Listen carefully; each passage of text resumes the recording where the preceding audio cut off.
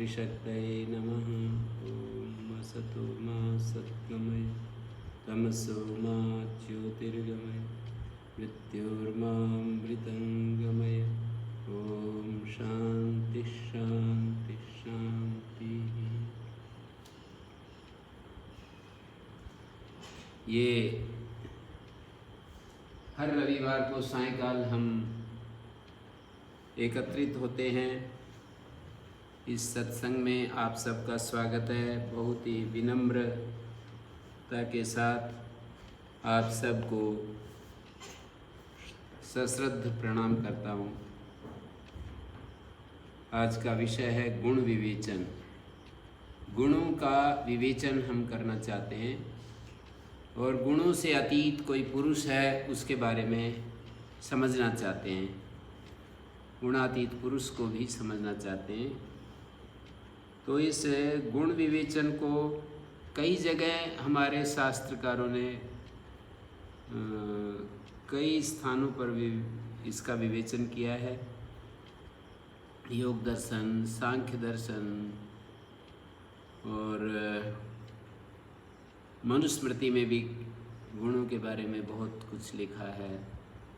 महर्षि दयानंद ने भी सत्यार्थ प्रकाश में मनुस्मृति के उस प्रसंग को उठा करके और नवें समोल्लास के अंत में दिया है। तो योग सूत्रों में भी प्रारंभ में ही एक बात चलाई कि ये जो चित्त है हमारा, ये प्रख्या रूप है, ज्ञान रूप है। ये हमारा जो चित्त है, प्रख्या रूपम ही चित्त सत्वम रजस्तमोभ्याम संश्लिष्टम। ये त्रिगुणात्मक है हमारा चित्त। दो तरह की चीज़ है हमारे अस्तित्व में, एक त्रिगुणात्मक और दूसरी गुणातीत। त्रिगुणात्मक जो है वो सारा प्रपंच है, पृथ्वी जल अग्नि वायु आकाश है, और इससे बना हुआ जितना भी ये जो जगत है ये त्रिगुणात्मक है। हमारे शरीर भी त्रिगुणात्मक है, मन बुद्धि इंद्रियां भी त्रिगुणात्मक है। जो कुछ भी इच्छा के रूप में और संकल्प के रूप में और हमारे निश्चय के रूप में जो कुछ भी उदित होता है वो भी त्रिगुणात्मक है। गाय का दूध भी त्रिगुणात्मक है, भैंस का दूध भी त्रिगुणात्मक है, बकरी का दूध भी त्रिगुणात्मक है, सब्जियां भी त्रिगुणात्मक हैं, और जो हम भोजन करते हैं, जो भी पकवान खाते हैं वो भी त्रिगुणात्मक हैं। हर चीज़ त्रिगुणात्मक है और एक गुणातीत है। त्रिगुणात्मक पुरुष और गुणातीत पुरुष, ये दो हमारे व्यक्तित्व में या हमारे स्वरूप में दो चीज़ें हमें देखने को मिलती हैं। तो त्रिगुणात्मक में यही यहाँ से शुरुआत की बात कि हमारा जो चित्त है त्रिगुणात्मक होते हुए भी उसमें एक बात और ध्यान देने की है कि एक गुण की प्रधानता होती है, कभी कभी दो गुणों की प्रधानता होती है। ऐसा नहीं तीन गुणों की बराबर प्रधानता हो, मानी एक गुण की प्रधानता और दो गुण उसके सहयोगी होते हैं। एक गुण की प्रधानता होती है तो उसी से उसका नामकरण होता है। जैसे ये सात्विक पदार्थ है, ये राजसिक पदार्थ है, ये तामसिक पदार्थ है। ये जो नामकरण है वो प्रधानता के आधार पर होता है। ऐसा कोई पदार्थ नहीं जिसमें केवल सत्व ही सत्व हो, केवल रजस ही रजस हो या केवल तमस ही तमस हो। ऐसा कोई भी पदार्थ नहीं है। मानी सात्विक का मतलब है कि उसमें सत्व गुण की प्रधानता है, राजसिक का मतलब उसमें रजोगुण की प्रधानता है, तामसिक का मतलब उसमें तमोगुण की प्रधानता है। बस इतनी ही बात है। तो यहाँ पर ये कहा प्रख्यारूपम ही चित्त सत्वम रजस्तमोभ्याम संश्लिष्टम ऐश्वर्य विषय प्रियम भवति। ऐश्वर्य और विषय उसको अच्छे लगते हैं। कार्यान्वय पदार्थ होते हैं कुछ चीज़ें, कार्य से हम उनका निश्चय करते हैं, कार्य से हम उनको जानते हैं कि इसका क्या स्वरूप है। तो जब जब हमारे अंदर ऐश्वर्य की इच्छा होती है, धन संपदा की इच्छा होती है, या विषयों की इच्छा होती है। शब्द, स्पर्श, रूप, रस, गंध, इसको विषय कहते हैं। सत्ता की इच्छा होती है, सत्ता प्राप्त करने की इच्छा होती है, इसको विषय कहते हैं। और किसी उच्च पद को प्राप्त करने की इच्छा होती है, किसी को हम अधीन करना चाहते हैं, अपने अधीनता में रखना चाहते हैं, तो वो विषय होता है। तो ये चीज़ें कब प्रबल होती हैं? ऐश्वर्य और विषय, इन दोनों से लगाव कब होता है? तो ये कहा इन दोनों से लगाव होता है रजस्तमोभ्याम संसृष्टम यदा भवति अस्माकं चित्तम। हमारा चित्त जब रजोगुण तमोगुण से युक्त होता है, मतलब है वो सात्विक पदार्थ, पर उस सात्विक पदार्थ के होते हुए भी उसमें रजोगुण तमोगुण जब अधिक मात्रा में आ जाए, तो फिर चित्त में जो इच्छाएं पैदा होंगी, वो इच्छाएं हमारे भीतर किस रूप वाली होंगी, किस तरह की इच्छाएं होंगी। इच्छाएं जो हमारे अंदर पैदा होती रहती हैं, वो गुणों के आधार पर पैदा होती रहती हैं। तो एक व्यक्ति को धन कमाने की इच्छा होती है, एक व्यक्ति को पढ़ने की इच्छा होती है, एक व्यक्ति को राजनीति में जाने की इच्छा होती है, एक व्यक्ति को कुछ भी करने की इच्छा नहीं, वैसे ऐसे ही पड़ा रहना चाहता है। एक व्यक्ति को कुछ कर दिखाने की इच्छा होती है कि मैं कुछ दुनिया में करके दिखाऊं। तो ऐसे ही अलग अलग इच्छाएं होती रहती हैं। वो इच्छाएं गुणों के प्रवाह के अनुसार बदलती रहती हैं। तो हमारे चित्त में जो कि सात्विक पदार्थ है, मूलतः उसमें प्रख्या की प्रधानता है। प्रख्या माने प्रकाश की प्रधानता है। लेकिन जब रजोगुण तमोगुण प्रबल होने लगता है, तो उसमें इच्छाएं जो है इस तरह की होती हैं, ये बताया गया। ऐश्वर्य पाने की इच्छा और विषयों को सुख भोगने की इच्छा होती है, ऐसा पहला स्टेटमेंट हो गया। हमारे चित्त में जब ऐश्वर्य की कामना या विषयों की कामना पैदा हो, तो समझ लेना चाहिए कि रजोगुण तमोगुण प्रबल हो गया है। दोनों प्रबल हो गए हैं। मतलब सत्वगुण तो है उसका स्वरूप, लेकिन रजोगुण तमोगुण मिलकर के जब धावा बोल देते हैं, रजोगुण तमोगुण मिलकर के जब इसके ऊपर अपना काम शुरू कर देते हैं, किसके ऊपर? सत्वगुण के ऊपर। चित्त त्रिगुणात्मक मैंने पहले कहा था, लेकिन उसमें जब सात्विकता की प्रधानता होते हुए भी जब रजोगुण तमोगुण अधिक हो जाते हैं, तो आदमी को फिर ऐश्वर्य की इच्छा होगी, विषयों की इच्छा होगी। ये सारे विषय ही हैं दुनिया में जो हम भोगते हैं। जैसे अच्छा रूप, उसका भोग करते हैं ना, बार बार आँखों से हम देखना चाहते हैं। अच्छे शब्द सुनना चाहते हैं, जो हमारे कानों, अच्छा और बुरा तो बस इतना ही है। इसका क्राइटेरिया क्या है अच्छा और बुरे का? जो आँखों को पसंद आए वो आँखों के लिए अच्छा। मतलब हमारे मन के लिए, बुद्धि के लिए, आत्मा के लिए अच्छा और बुरा अलग चीज़ होता है, अलग चीज़ होती है। लेकिन हमारी आँखों के लिए अच्छा क्या है, तो कहेंगे कि जो आँखों को खींचता है, वो चीज़ हमको कहती है कि मेरे को देखो। हम उससे हटना नहीं चाहते, उसको देखते रहना चाहते हैं, बार बार देखना चाहते हैं। तो ऐसा जो विषय होता है वो आँखों को अच्छा लगेगा, जो कि आँखों के लिए सुहाता है। कानों को जो सुहाता है, वो कानों को बार बार वही हम सुनने की इच्छा करेंगे। त्वचा के लिए जो अच्छी चीज़ लगेगी, बार बार उसको हम छूना चाहेंगे।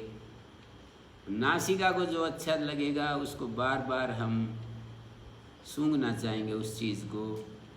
और इसी तरह से रसना के लिए जो अच्छा लगेगा, उसी चीज़ का बार बार सेवन करना चाहेंगे। इनके अलावा भी कुछ चीज़ें ऐसी होती हैं जो हमको तात्कालिक रूप से एक प्रकार की बेहोशी ला देती हैं, तमस की मात्रा बढ़ा देती हैं।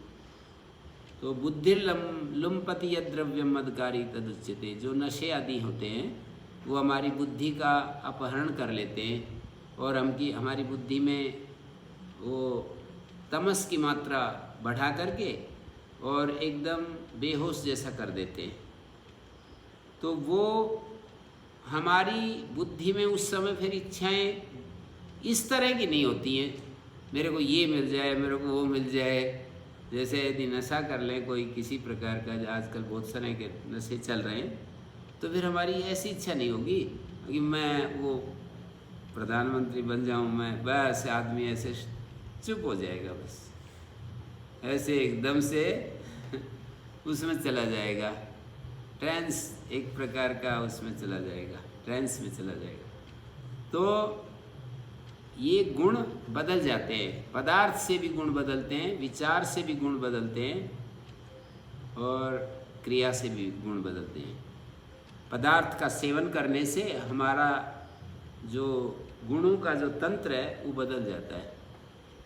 बदल जाता है इसका मतलब है उसमें गुण बदल जाता है, इसका मतलब है उसमें रजस की तमस की प्रधानता हो जाती है। इसी तरह से जब विचार करते हैं, जैसे स्वाध्याय करते हैं, जिस प्रकार के माहौल में रहेंगे, अभी अच्छे अच्छे योगियों के चित्र चारों तरफ लगे हुए हों, शांत ध्यान करते हुए योगी, उनको जो देखेंगे तो उनका मन अलग प्रकार का होगा। और आजकल के जो मूवीज़ में जो चित्र आते हैं, फिल्म जगत के जो चित्र हैं, चारों तरफ लगा दिए जाए, बिल्कुल भर दिया जाए कमरे को, इस स्थान को चारों तरफ से उन चित्रों को भर दिया जाए, तो फिर हमारा मन वैसा ही हो जाएगा, अलग प्रकार से काम करेगा। तो प्रभाव पड़ा ना मन के ऊपर उन चीज़ों का। शांत चित्रों को देखकर अलग प्रकार का और चंचलता भरे चित्रों को देख करके मन की अलग प्रकार की स्थिति होगी। इसी तरह से राजनेताओं के बीच में रहें, उन्हीं की बातें सुने तो मन में वैसी इच्छाएं होंगी।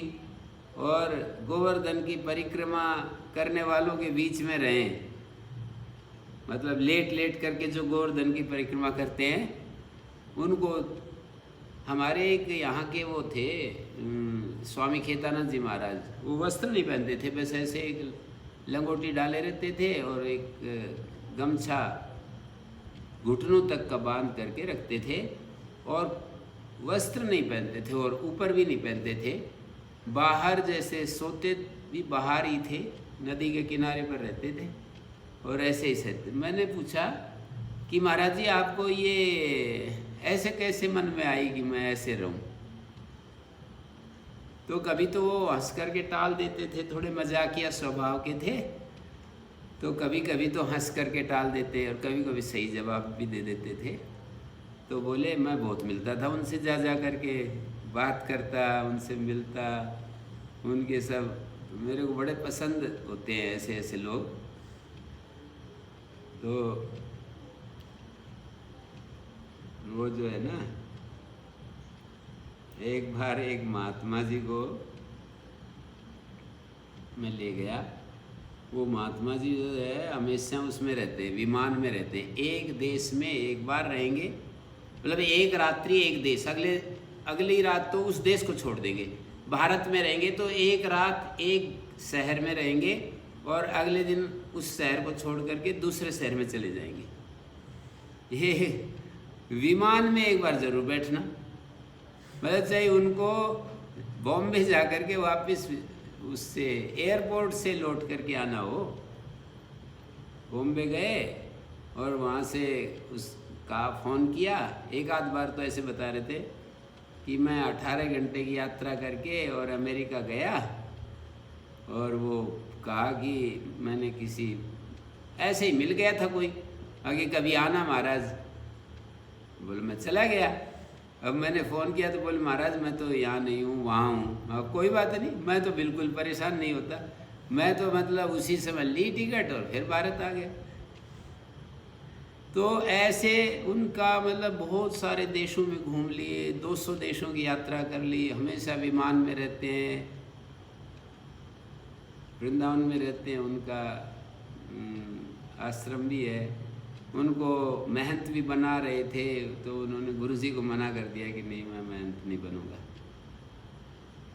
तो इच्छा है ना, एक प्रकार की तो इच्छा है कि बस यहाँ से एयरपोर्ट गए, एयरपोर्ट से फिर अपना अहमदाबाद चले गए, अहमदाबाद से वापस फिर दिल्ली आ गए, दिल्ली से फिर कलकत्ता चले गए, ऐसे घूमते रहते बस।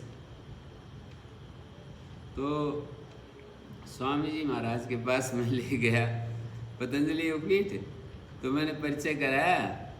तो स्वामी जी थोड़ा एकदम से थोड़ा खिन्न होकर के बोले, गुरुजी को ऐसे उठ पटांग आदमी बहुत पसंद है। तो मतलब मेरे को ऐसे ऐसे लोगों के बात करना, उनके पास जाना, मिलना, वो भी बहुत प्रेम करते हैं, आते हैं कभी कभी यहाँ पर। तो अनंत दास जी महाराज, तो ये हमारी जो क्रिया प्रणाली है ना, ये अलग अलग तरह से काम करती है हमारे भीतर। मैं यही कह रहा था, इतनी बता रहा था कि ये जो है ना, दृश्यों को देख करके हमारा मन बदल जाता है, क्रियाओं को देख करके हमारा मन बदल जाता है। जैसे कि पहलवानों के बीच में रहना शुरू कर दो और नौजवान उम्र हो, तो वो भी फिर वैसा ही कहेगा कि मेरे को तो बस पहलवानी करनी है। और मतलब साथी नशा करने वाले हों, उनके बीच में रह कर के हमारे में भी नशे की इच्छा उत्पन्न हो जाएगी, शराबियों के बीच में शराब पीने की इच्छा हो जाएगी, पढ़ने वालों के बीच में रहने लग जाए तो पढ़ाई की इच्छा हो जाएगी निरंतर। मतलब जैसे ये सत्संग सुनते हैं और सत्संग सुनते रहे तो हम बिल्कुल फिर यही एक रस हो जाएगा हमारे अंदर। ये विचार जो पैदा होते हैं, ये गुणों के द्वारा प्रभावित होता है हमारा चित्त, और गुण कभी रजोगुण बढ़ जाता है, कभी तमोगुण बढ़ जाता है, कभी सत्वगुण बढ़ जाता है। वो कैसे बढ़ता है? पदार्थ से बढ़ता है, सत्संग से बढ़ता है, स्वाध्याय से बढ़ता है, मतलब बढ़ता घटता है, बढ़ता भी है घटता है। एक बढ़ेगा दूसरा घटेगा, सत्वगुण बढ़ेगा तो रजोगुण घटेगा, रजोगुण बढ़ेगा तो सत्वगुण घटेगा, तमोगुण बढ़ेगा तो सत्वगुण रजोगुण घटेगा। तो ऐसा नियम है ये गुणों के बारे में। मतलब एक गुण होगा, रजोगुण का स्वभाव क्रिया है, सत्वगुण का स्वभाव प्रकाश है, ज्ञान है, तमोगुण का स्वभाव मोह है, अज्ञान है। मतलब एकदम से हमें कुछ पता ही नहीं चलता, दिमाग कुछ काम ही नहीं करता है, ऐसा हो जाता है तमस जब बढ़ता है। तो मैंने कहा वही चित्त जो रजोगुण तमोगुण की अवस्था में, जिसमें ऐश्वर्य और विषय की धारा बह रही है, वही चित्त जब तमसानुविद्ध होता है, तमोगुण की मात्रा बढ़ती है ना, अकेले तमोगुण की, तो अधर्म अज्ञान अवैराग्य अनैश्वर्य उपगम भवती। उसको अधर्म अच्छा लगेगा। अधर्म का क्या मतलब होता है? धर्म से, धर्म का मतलब संयम, तो अधर्म मत लिया असंयम। धर्म का मतलब क्रोध, तो अधर्म का मतलब अक्रोध। धर्म का मतलब अक्रोध, अक्रोध का मतलब क्रोध न करना, शांति। तो अधर्म का मतलब क्रोध करना, अशांत रहना, बेचैन रहना। बहुत ही ज़्यादा कई लोग जो बहुत बेचैनी में रहते हैं ना, आपने देखा होगा, कई लोग बहुत बेचैन से रहते हैं, विक्षुब्ध रहते हैं, तो वो रजोगुण की मात्रा बढ़ी हुई होती है। सत्वगुण होंगे तो शांति और बिल्कुल एकदम उसको ठीक ठीक दिखाई देंगी चीज़ें। तो यहाँ कहा अधर्म बढ़ जाएगा उसका चित्त में। अधर्म का मतलब धर्म से विपरीत चीज़ें अधर्म कहलाती हैं। धर्म में यम नियम दया दान 12 चीज़ें धर्म में आती हैं। अहिंसा सत्य स्तेय ब्रह्मचर्य अपरिग्रह शौच संतोष तप स्वाध्याय ईश्वर प्रणिधान 5 और 5 10 दया और दान। दया करना, दान देना, ये धर्म है। इनसे अपोजिट क्या होगा? जैसे अहिंसा का अपोजिट हिंसा, सत्य का असत्य। अहिंसा सत्य, अस्तेय का मतलब चोरी न करना, तो अधर्म क्या होगा? चोरी करना। ब्रह्मचर्य धर्म है तो अब्रह्मचर्य अधर्म है। विषयों की इच्छा, चंचलता और मन जो है विषयों से भरा रहे तो ये अधर्म हो गया। और परिग्रह और अपरिग्रह, परिग्रह है तो अधर्म है और अपरिग्रह धर्म है। मानी किसी भी चीज़ का संग्रह न करना, तो ये तो संग्रह न करना ये धर्म है, तो संग्रह करना अधर्म हो गया। शौच, संतोष, तप, स्वाध्याय, ईश्वर प्रणिधान, इसको धर्म कहते हैं। और इससे विपरीत अधर्म हो जाएगा, गंदा संदा रहना, असंतुष्ट, अतृप्त रहना, और तप की बजाय आराम परस्त रहना, स्वाध्याय की जगह बेहोशी में कुछ भी सुनने की इच्छा नहीं, किसी से कोई ज्ञान की बात करने की इच्छा नहीं, तो वो अधर्म है। और ईश्वर प्रणिधान, परमात्मा को समर्पण कर देना, अपनी कोई इच्छा न रखना, परमात्मा के सामने जो भी घटना घटती हैं उसको स्वीकार कर लें तो परमात्मा को समर्पण, और स्वीकार ना कर पाए तो भाई समर्पण नहीं। तो ईश्वर प्रणिधान जो है धर्म होता है, और अपने अहंकार को महत्व देना का नाम अधर्म है। दया करना, क्रूरता करना अधर्म है, दया करना धर्म है। दान देना धर्म है, और दान देने की बजाय मतलब अधर्म क्या हो गया, मतलब दूसरे की संपत्ति को छीन लेना, दूसरे के साथ अन्यायपूर्वक धन हड़प लेना, ये सारे अधर्म में आएंगे। एक तो दान दे, कमाए हुए धन को दूसरे को बांट दे, या फिर छीन लें। ये धर्म अधर्म को समझाने के लिए शब्द बोले जाते हैं। और एक धर्म अधर्म के लिए ये भी बोला जाता है धृति क्षमा दम अस्ते, धृति क्षमा दमोस्तेयम शौचम इंद्रिय निग्रह धीर विद्या सत्यम अक्रोधो दशकम धर्म लभ। ये धर्म के लक्षण बताए कि ये जहाँ होता है वहाँ धर्म होता है। क्या क्या तो बताया, धैर्य, क्षमा करना, इंद्रिय निग्रह, मनोनिग्रह, और सत्य, चोरी न करना, धृति क्षमा दमोस्तेयम शौचम इंद्रिय निग्रह, शुद्धि रखना, स्थान की शुद्धि, दांतों की शुद्धि, वस्त्रों की शुद्धि, रसोई की शुद्धि। तो ये जो है सारे क्या आते हैं, धर्म होते हैं। धृति क्षमा दमोस्तेयम शौचम इंद्रिय निग्रह, धी मानी अच्छी उत्तम बुद्धि, विद्या जो हम सीखते हैं शास्त्रों से, गुरुजनों से, शास्त्र जो हमें दिशा देते हैं वो विद्या कहलाती है। सत्य शास्त्र जब हमको कुछ सिखाते हैं तो विद्या होती है। और हमारी बुद्धि का निर्माण होता है, कई सत्संग से होता है, साथियों के साथ रहने से होता है। धीर विद्या सत्यम अक्रोधो, क्रोध न करना ये धर्म है।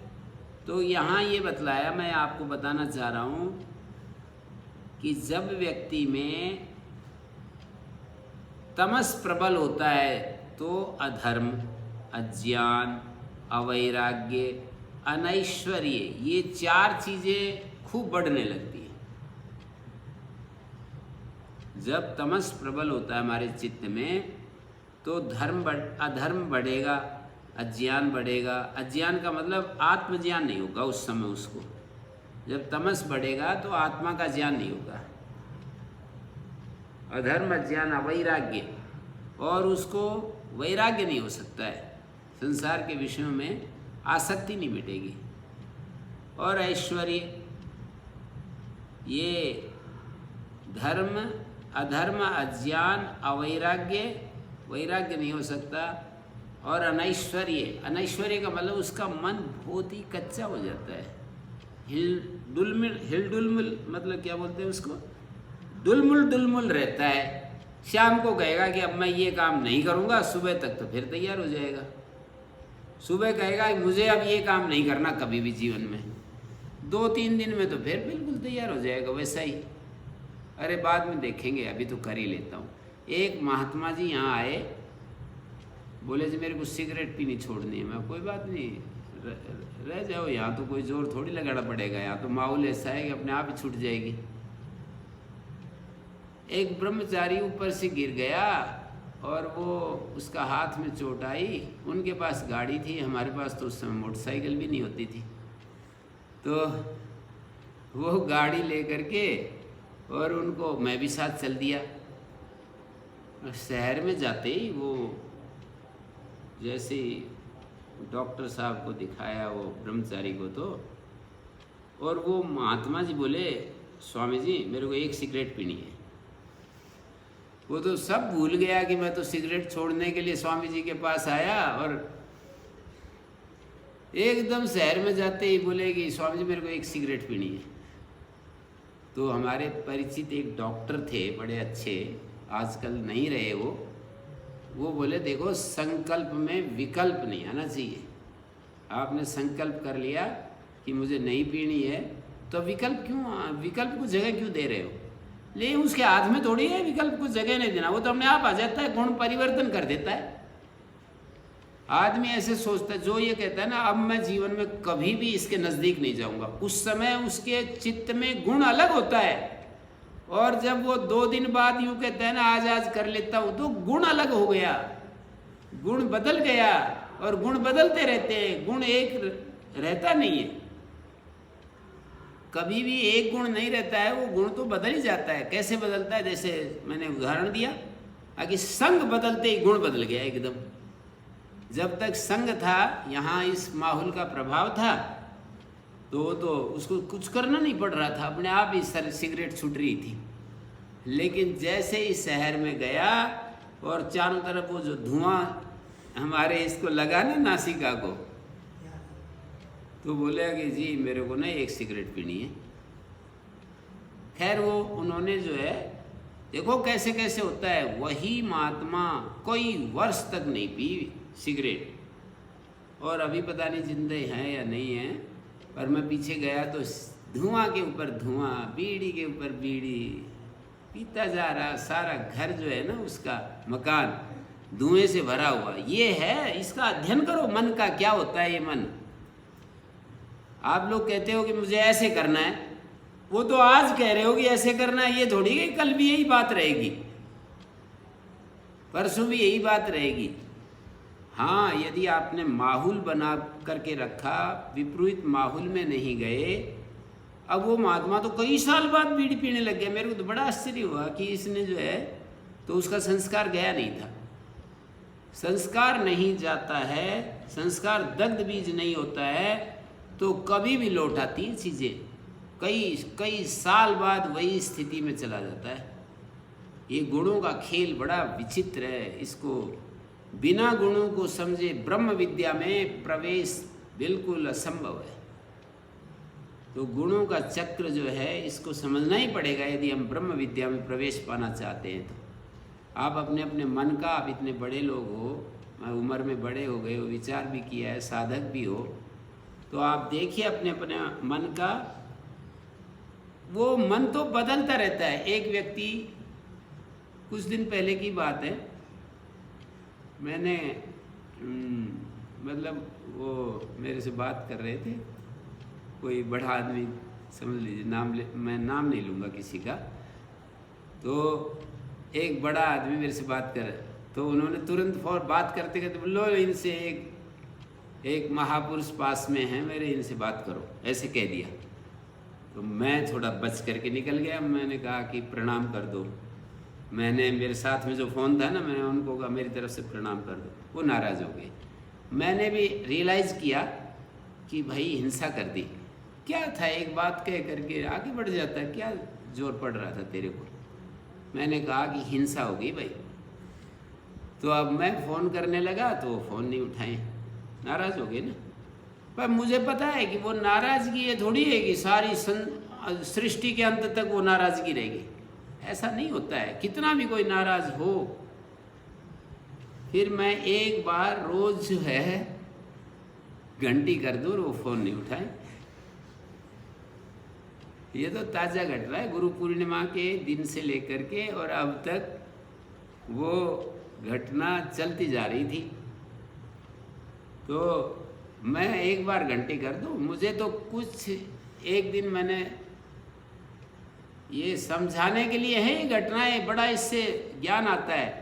तो उन्होंने जो है ना, मैंने व्हाट्सएप कॉल किया, नंबर नहीं था, उन्होंने उठा लिया, उठा करके और जैसे ही मैं बोलने लगा तो फ़ोन काट दिया। मतलब बात नहीं करना चाह रहे।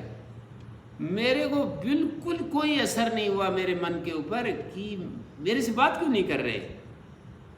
मैं तुरंत मैंने कहा कि तूने भी तो बात नहीं की थी, क्या बात है बात नहीं कर रहे तो। और ये मन की स्थिति, तूने बात नहीं की और अब तू करना चाह रहा है, ये मन की एक स्थिति थोड़ी है, मन बदलता रहता है।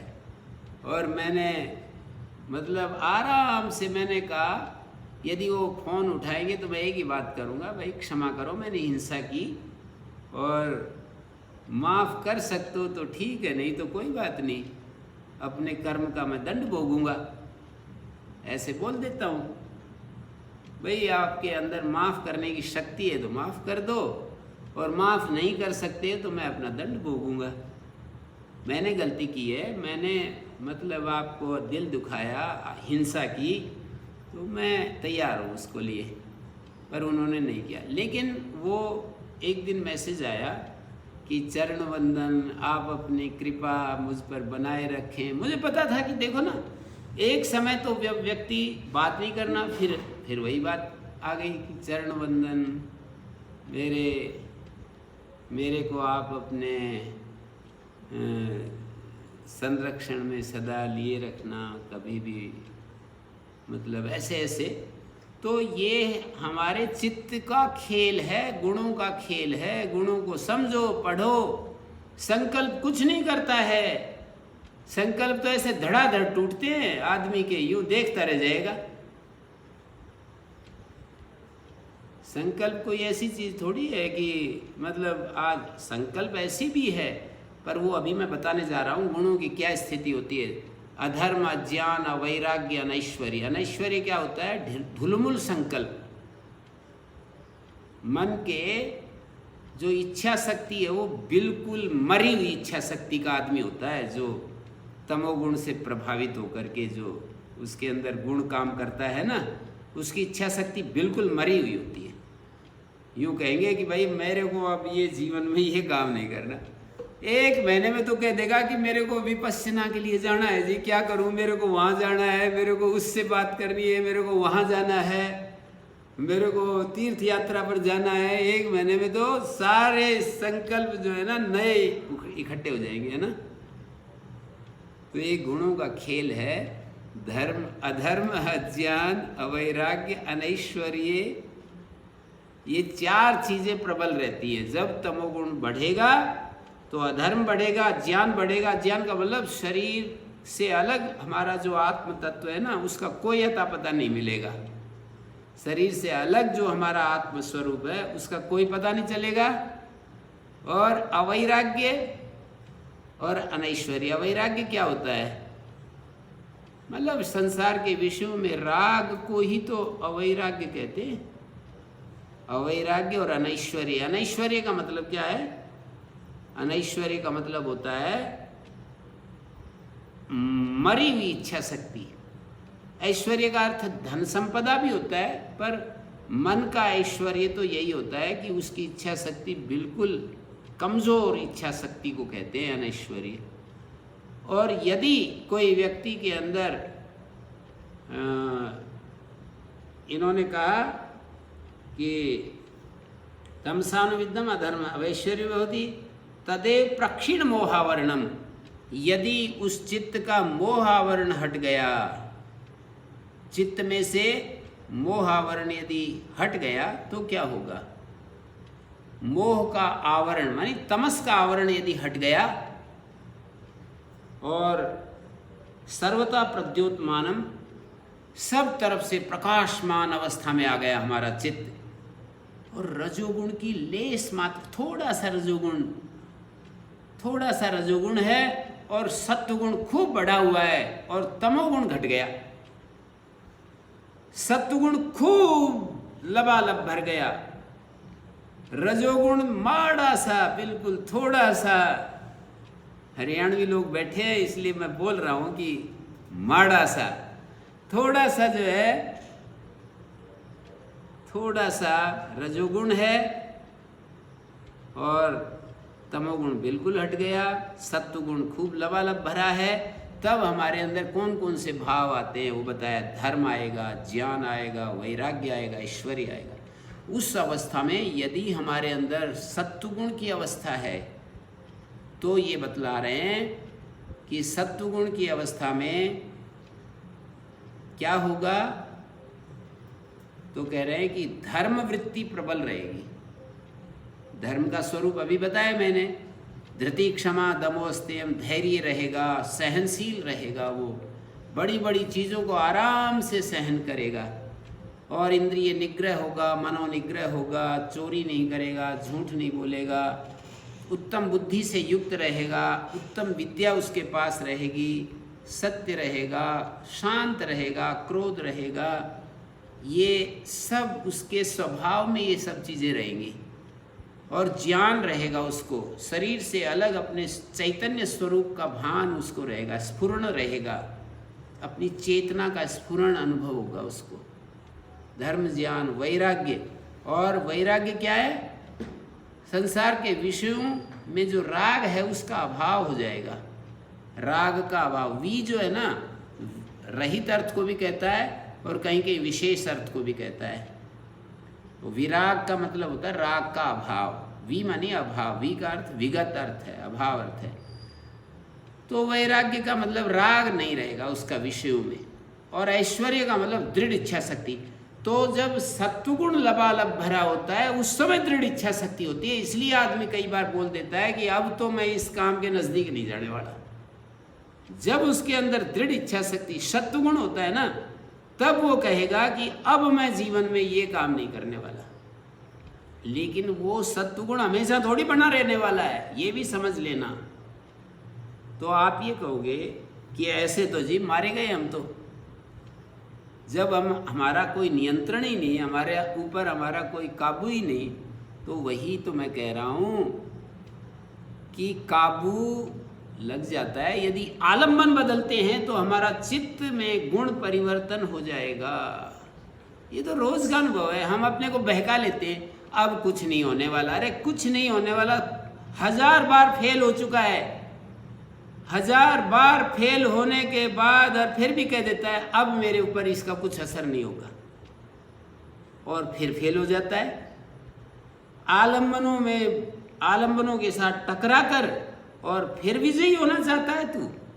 1000 बार तेने अपने आप को फेल होते हुए देखा और फिर अपने आप को समझा लेता है, सांत्वना दे देता है कि अब मेरे ऊपर इन आलम्बनों का कोई असर नहीं होने वाला, ये आलम्बन मेरा कुछ नहीं बिगाड़ेंगे। ऐसा सोचने लगता है आदमी। आलम्बन तो ऐसा तेरे मुंह को उल्टा पटकेंगे, नीचे जमीन में लगेगा जा करके। आलम्बन का अर्थ समझते हो? आलम्बन यही तो है। मैं अभी बता रहा था, चारों तरफ ये महापुरुषों के चित्र लगा रखे ना, इनकी जगह क्या है? हॉलीवुड, क्या बोलते हैं? हॉलीवुड, बॉलीवुड। हाँ, कोई वुड है, जरूर है कोई ना कोई। तो उसके चित्र लगा दीजिए एक बार, पूरे मातृशक्ति को नग्न करके खड़ा कर दीजिए यहाँ चारों तरफ, हैं? नौजवान उम्र में ऐसे ऐसे चित्र लगा दीजिए, ये है आलम्बन। और फिर देखो मन बदलता नहीं है। फिर आपको बताएंगे कि मन बदला है कि नहीं बदला। और कोई हमारे अहंकार को चोट पहुंचाए, उस समय आपको बतलाएंगे कि आपका कितना एक शांति धारण कर ली है। कोई हमें नीचा दिखाए, कोई हमें अभद्रता से बात करे, कोई ऊंची आवाज़ में बात करे, फिर हम आपको दिखाएंगे कि अब क्या बताओ बच्चे, क्या तुम्हारा बताओ क्या हालचाल है, क्या हालचाल है, तुम्हारे संकल्प शक्ति का क्या हालचाल है, बताइए थोड़ा सा आगे आकर के।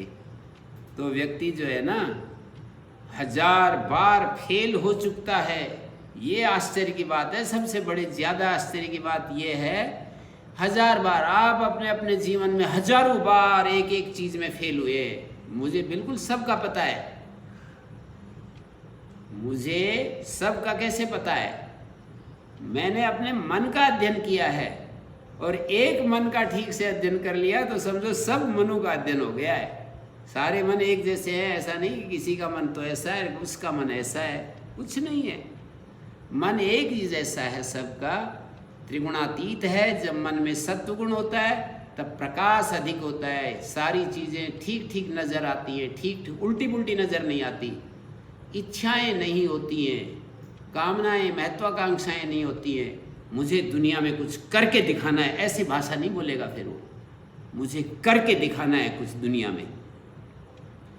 फिर ये कहेगा कि भगवान की मेहरबानी है, उसके यंत्र बन गए, कुछ काम हो जाता है। तो रियल में ऐसा नहीं, कई बार बड़े चालाक भी होते हैं लोग, वो तो दिखाने के लिए कहेंगे कि भगवान की मेहरबानी है, उसके यंत्र बन जाते हैं, जैसा भी वो चाहेगा कराएगा, हम तो कुछ नहीं हैं, हम तो कुछ नहीं हैं, और सब कुछ अपना अहंकार को खिलाते पिलाते रहते हैं, खूब पुष्ट करते रहते हैं। वो जैसे वो ईद के लिए तैयार करते हैं ना उनको, किसी सांड को, किसी बकरे को, या किसी झोटे को, किसी बुल को, है ना, खिलाते पिलाते रहते हैं ना, खूब मोटा ताज़ा करते हैं। वो तो जो है उसकी बलि चढ़ा देते हैं। हम अपने अहंकार को बलि भी नहीं चढ़ा सकते हैं, उसको खिलाते पिलाते रहेंगे, खूब ताज़ा कर देते हैं, खूब मोटा करते चले जाते हैं, और उसको तो कभी भी हमें बलि देने के लिए तैयार नहीं होते हैं। वे लोग तो बलि चढ़ा देते हैं, क्योंकि उनको दिखता है कि इसको बलि चढ़ाने से इसका भी उद्धार होगा, मेरा भी उद्धार होगा, बलि चढ़ाने वाले का भी उद्धार होगा, जिसकी बलि चढ़ाई उसका भी उद्धार। ऐसी गलत मान्यता उनके मन में किसी ने बिठा दी।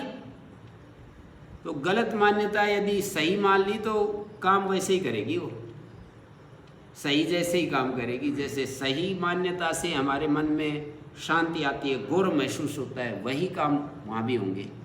गलत मान्यता यदि बैठा ली ना अपने मन में, तो जैसे सही मान्यता से गौरव महसूस नहीं होता है हमें कि मैंने जीवन में बहुत अच्छे अच्छे काम किए हैं, गौरव आता है, मैंने बड़ी यात्राएं की हैं, मैंने 108 बार प्रणाम करते हुए गोवर्धन महाराज को 11 मील पार कर दिए।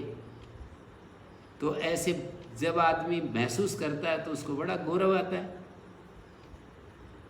तो ऐसे गलत मान्यता से भी गौरव आता है। ये तो बिल्कुल देख लो करके, कि मैंने यूँ कहेगा, मैंने 21 बलि दे दी हैं, 21 वर्ष से बलि देता जा रहा हूँ, और गौरव महसूस करता है। ये है, देखो अब इससे पकड़ में आ जाएगी बात कि हमें अच्छा लगता है जी। अच्छा तो उसको भी लगता है जो बलि दे करके इतने पुष्ट पशुओं को, 21 पुष्ट पशुओं को, 51, कई उन्हें तो 51 पुष्ट पशु वध कर दिए, और उनको कितना बुरी तरह से गिराया जाता है, कितना बुरी तरह से उन पर छुरी चलाते हैं। और मान्यता गलत कर ली तो उसको ऐसा महसूस होता रहता है कि मैंने 51, अरे तुम अपने 51 अहंकारों को एक एक साल पुष्ट करके और उनकी हत्या करता तो वास्तव में तुम जो है ना देवता बन जाते। एक अहंकार को भी हमने बलि नहीं चढ़ाई अभी तक। उसने तो 51 पशु बलि चढ़ा दिए, हमने एक अहंकार को भी बलि नहीं चढ़ाई, खूब बढ़ाया और उसको फिर वध कर दिया हो, ऐसा कभी होता नहीं। तो ये गुणों का है चक्कर, और कुछ नहीं है। गुण जब हमारे अंदर, जो गुण, तो मैंने कहा कि गुण कैसे परिवर्तित होते हैं, आलंबन से गुण परिवर्तित हो जाते हैं। हमारे चित्त के अज्ञान से भी गुण परिवर्तन होता है। जैसी स्मृति आ जाए उसके अनुसार भी गुणों में परिवर्तन होता है, और अविद्या के कारण भी गुण बदलते रहते हैं। जो अविद्या है, इग्नोरेंस है, उसके कारण भी हमारे गुणों में परिवर्तन होता रहता है। इनको बचाने से बचे रहेंगे तो बस बचे रहेंगे, और यदि टकराएंगे तो चूर चूर हो जाएंगे, इसमें कोई शक नहीं है। कोई आदमी अपने आप को बहुत ही 30 मार खां समझ रहा है कि मेरे जैसा कोई बहादुर नहीं दुनिया में, और ये सोच करके अरे पहले था मैं ऐसा, अब कुछ भी मेरे अंदर नहीं है विकार, ऐसे सोच करके और वो निकल पड़ता है उस रास्ते पर जिसमें 100 बार फेल हो चुका है, पहले 1000 बार फेल हो चुका है। फिर कहता है कि अब नहीं, अरे 1 सप्ताह भी नहीं पकड़ता, 10 दिन भी नहीं, 15 दिन, ज़्यादा से ज़्यादा 1 महीना, यूँ कहिए 1 महीने में ही उसका सारा मैकेनिज्म चेंज हो जाता है, और फिर मुंह लगता है ज़मीन में जा कर के, सारी तपस्या उसकी नष्ट हो जाती है, और वो व्यक्ति एकदम बिल्कुल 100% असफल हो जाता है। पर मनुष्य हजारों बार असफल होकर के भी वो फिर हिम्मत करता है, फिर ऊंचा उठने के लिए, अपने आप को बदलने के लिए, चढ़ने के लिए कोशिश करता है। ये भी गुण के कारण होता है। ये भी जब सत्वगुण प्रबल होता है तो फिर उठना चाहता है, और तमोगुण आता है, रजोगुण आता है तो फिर नीचे चला जाता है। ये उत्थान और पतन जीवन में चलता रहता है। गुणों के पार जाने पर ही, त्रिगुणातीत अवस्था को प्राप्त करने पर ही वो स्थिति आती है जब कोई पतन उसके भाग्य में नहीं लिखा होता है।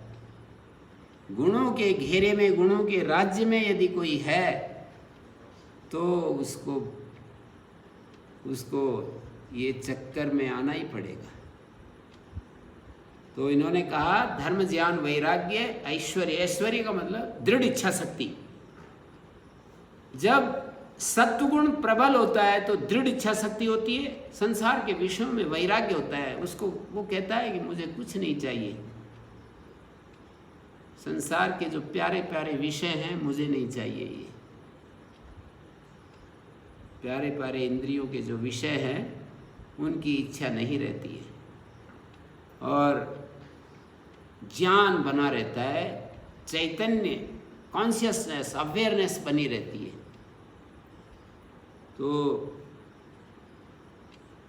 समय, कुछ प्रश्नोत्तर का समय भी देना है। अगली बार भी मैं इसी विषय को रखूंगा, बिल्कुल, क्योंकि इसमें जो है बहुत ज़्यादा मेरे को अभी कहना है, अभी तो कुछ भी नहीं हुआ है। इसके बाद एक बात और कह करके योग दर्शन की बात को मैं पूरा करता हूँ। वो कहते हैं जब वो रजोगुण थोड़ा सा था ना, वो भी हट गया तो चित्त हमारी ऐसी स्थिति, ऐसी भूमिका निभाता है कि जो चैतन्य और जो अंतःकरण है बिल्कुल अलग अलग दिखते हैं। सत्व पुरुष अन्यथा ख्याति मात्रम भवति, विवेक ख्याति को प्राप्त हो जाता है। और स्वरूप ऐश्वर्योपगम तदेव रजोलेश मलापितम, रजोगुण भी जब हट गया तो सत्व पुरुष अन्यथा ख्याति मात्रम, धर्म में एक ध्यानोपगम भवति, केवल धर्म की निरंतर वर्षा होती रहती है, ऐसी स्थिति आ जाती है। निरंतर उसके अंदर प्रकाश की वर्षा होती रहती है, उसको परम प्रसंख्यान कहते हैं। तो जी ये है गुणों का घेरा, गुणों का चक्र। गुण विवेचन मैंने थोड़ा सा किया। गीता के 14वें अध्याय में उपनिषद, ये हमारे मनुस्मृति में भी, कि भाई इनमें क्या क्या, गुण विवेचन को ही मैं फिर रखूँगा आपके सामने। किसी का कोई प्रश्न है तो बोलिएगा। तो विषय अभी रखा गया है